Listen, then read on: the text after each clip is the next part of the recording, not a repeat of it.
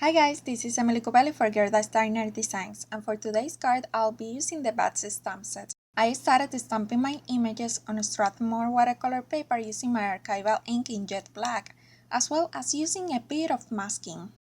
To draw a little string for my spider, I used the straight edge of my packaging and a superfine tip Sharpie in black, although you will see at the end that I ended up changing it.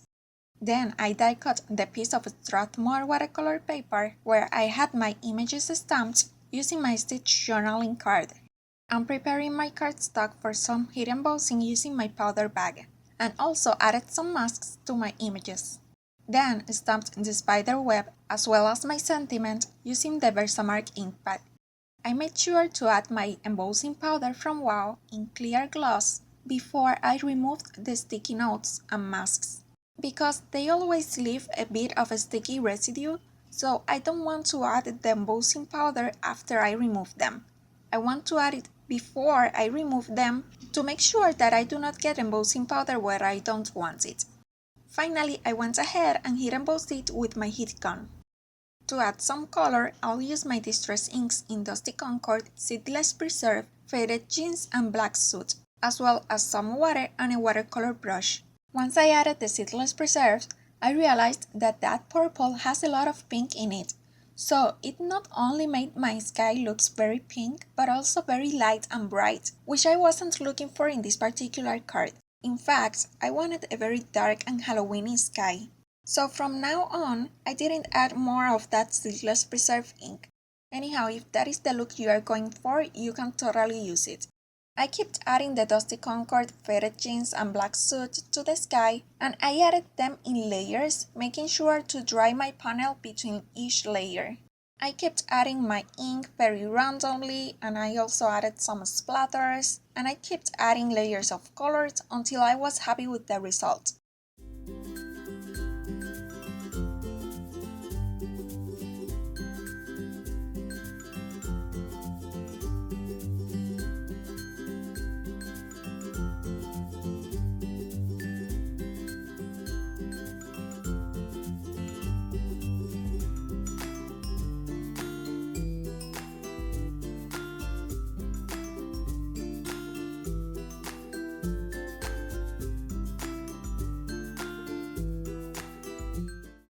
To color my images, I'll use the Black Suit Distress ink and a hint of the Faded Jeans Distress ink. I will color my critters as I usually do, leaving the center of them a little lighter to create some shadows and dimension.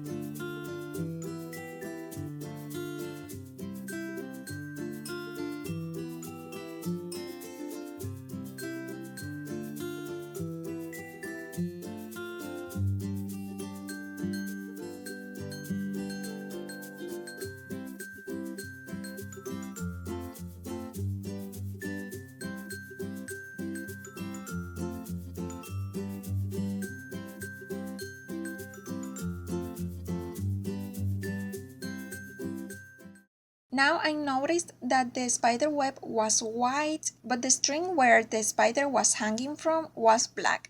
So I decided to take my Jelly Roll gel pen from Sakura in white to trace the line again, but this time in white. I also used my glaze pen from Sakura in clear to add some shine and dimension to the eyes of my critters. As you can see here, I also mounted my stitch journaling card on some mats of cardstock, including a thin white one, an scalloped rectangle in black, and also a thicker one in purple, where I used my DCW glittered cardstock. Since this card was pretty dark, I decided to add more shine to it. For this I used my Kennedy Grace Creations sequence mixes in Moonbeams and Lilac Garden. More specifically, I used the clear ones, which are very shiny, and the purple ones, which go perfectly with the purples in my card and has a more metallic finish. I glued them down using my multi-matte medium. Then I used my stickles in silver to add a little dot of glitter to the center of the sequence. This added even more shine and also gave a finished touch to my sequence and card. I always love using either my stickles or liquid pearls in the center of my sequence. I feel it is a very easy step, but it adds a lot to the card. And here is my card all finished. Here you can see all the shine and glitter from the sequence and the cardstock, and also the glossiness in the eyes of these adorable Halloween critters. I love how this card turned out. Please give this video a thumbs up if you liked it too, and subscribe to my channel if you haven't subscribed yet. Don't forget to visit my blog as well as the Gerda Steiner Designs blog to see the list of supplies and the close-up pictures. Here are 3 more cards that I hope you enjoy. Thank you so much for watching, and I'll see you next time. Bye!